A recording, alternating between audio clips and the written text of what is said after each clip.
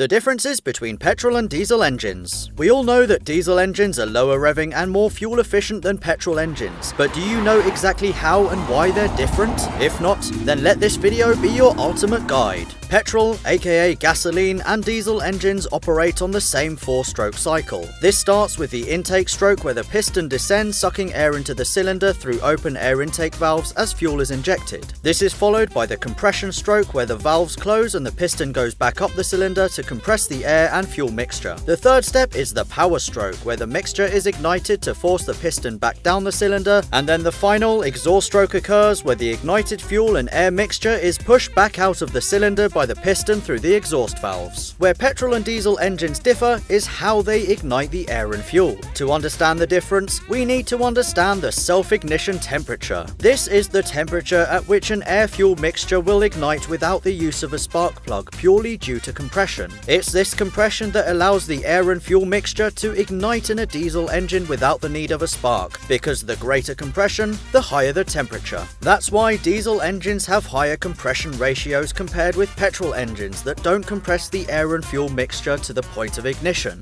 If you don't know what a compression ratio is, let me quickly explain. Simply put, it's the ratio of the maximum to minimum volume in the cylinder. So a ratio of 10:1 means that when the piston is at its lowest point, there is 10 times as much volume as when it's at its highest point. To give you an example of compression ratios, a 2015 VW Golf TSI has a compression ratio of 9.6:1. while a 2015 VW Golf TDI has a compression ratio of 16.2:1. Again, a diesel will have a higher compression ratio to ensure that the air and fuel mixture is compressed enough to the point of ignition, while a petrol engine uses less compression and is ignited by the spark plug. Though no longer true for all modern oil burners, another significant difference with a diesel versus petrol engine is that diesels lack a throttle body. This means that when you press on the accelerator pedal, the fuel injectors simply supply more diesel to create more power. Petrol or gasoline engines, on the other hand, require a throttle body. As you press on the accelerator pedal, you open up the throttle and allow more air to flow into the engine.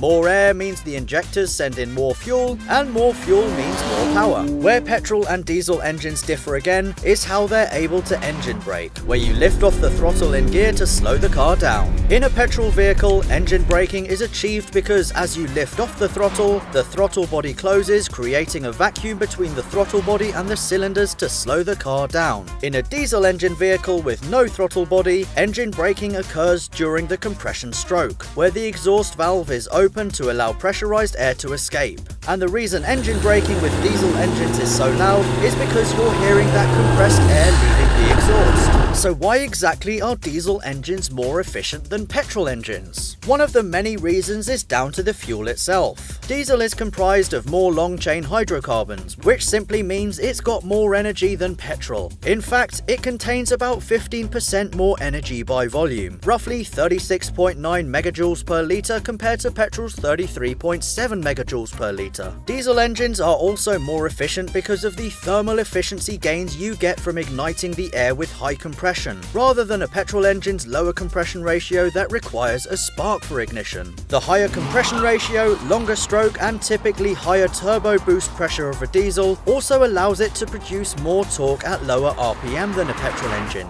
meaning that less fuel is needed to move a car. Another reason why diesels are more fuel efficient is their tendency to be turbocharged, and that's because a turbo feeds compressed air into the cylinder, which helps the piston descend into the cylinder, therefore saving energy. So now that you know the inner workings of a petrol versus a diesel engine, which one are you a bigger fan of? Let us know in the comments below, and remember to give this video a lovely thumbs up.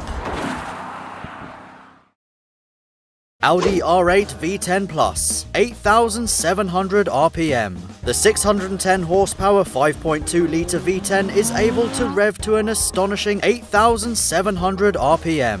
Combined with all-wheel drive traction, the R8 will hit 60 miles an hour in only 2.7 seconds,